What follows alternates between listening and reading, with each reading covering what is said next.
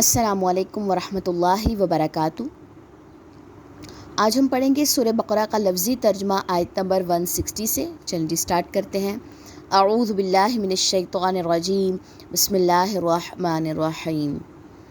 الا سوائے، الذین ان کے جنہوں نے، تابو توبہ کی، واصلحوا اور اصلاح کی، وبینوا اور واضح کر دیا، فاولئک تو یہی وہ لوگ ہیں، اتوبو میں مہربان ہوتا ہوں، علیہم ان پر، وانا اور میں، التواب بہت توبہ قبول کرنے والا ہوں، الرحیم نہایت رحم کرنے والا ہوں۔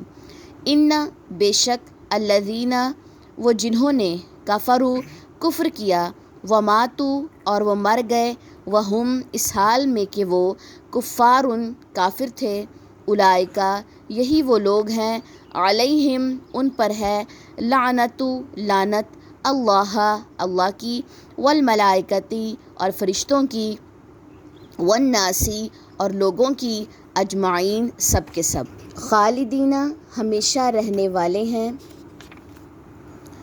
فیہا اس میں، لا یخفف نہ ہلکا کیا جائے گا، عنہم ان سے، العذاب عذاب، ولا اور نہ، ہم وہ، ینظرون وہ مہلت دیے جائیں گے، وَإِلَٰهُكُمْ اور الہ تمہارا، الہ الہ ہے، واحد ایک ہی، لا نہیں، الہ کوئی الہ برحق، الا مگر، ہوا وہی، الرحمن نہایت مہربان ہے، الرحیم نہایت رحم کرنے والا ہے۔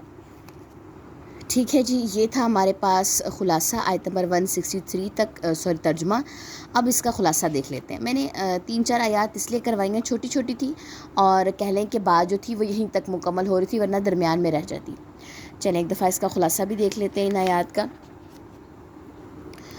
اچھا جی، یہاں پہ بات آ رہی ہے، پیچھے بات ہے، ہم بات کر رہے تھے جو حق کو چھپاتے ہیں۔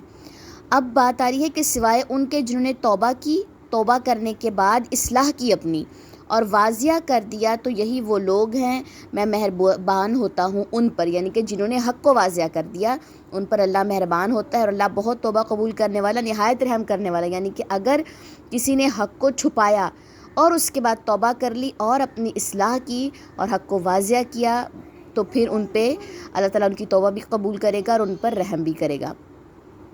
بے شک وہ جنہوں نے کفر کیا اور وہ مر گئے اس حال میں کہ وہ کافر تھے، کسی نے کفر کیا ہو، ٹھیک ہے، شرک کیا ہو، اور وہ اسی حال میں مر جائے، تو یہی وہ لوگ ہیں، ان پر لعنت اللہ نے کی ہے، فرشتوں نے کی ہے، اور لوگوں کی ہے، سب کی، یعنی کہ جو بھی جن لوگوں کو حکم دیا جائے گا لعنت کا، وہ سب بھی ان پہ لعنت کریں گے، اور ان کا انجام کیا ہے، ہمیشہ رہنے والے ہیں اس میں، کس میں، اس عذاب میں، نہ ہلکا کیا جائے گا ان سے عذاب، اور نہ ہی وہ مہلت دیے جائیں گے کہ اچھا آج کی آپ کو چھٹی ہے، کل جو ہے وہ عذاب دیا جائے گا، نہیں، کسی قسم کی کوئی مہلت نہیں ہوگی۔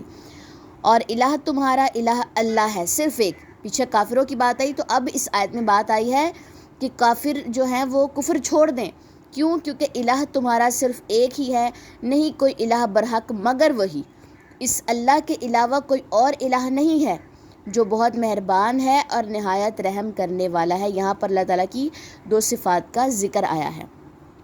ٹھیک ہے جی، یہ تھی ہمارے پاس آج کی آیات۔ اب ان کی ہم تلاوت دیکھ لیتے ہیں۔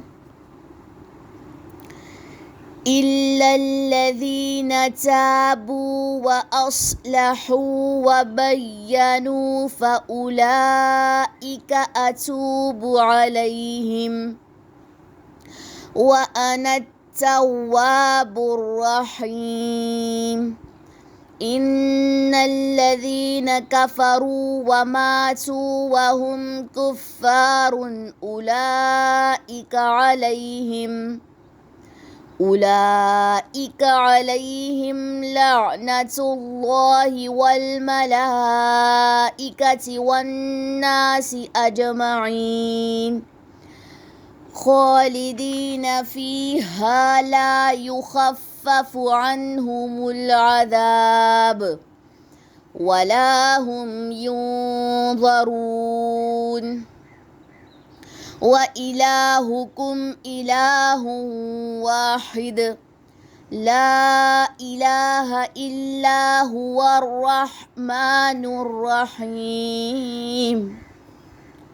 چلیں جی، سبحانک اللہم و بحمدک، اشہد ان لا الہ الا انت، استغفرک و اتوب الیک. السلام علیکم ورحمۃ اللہ وبرکاتہ.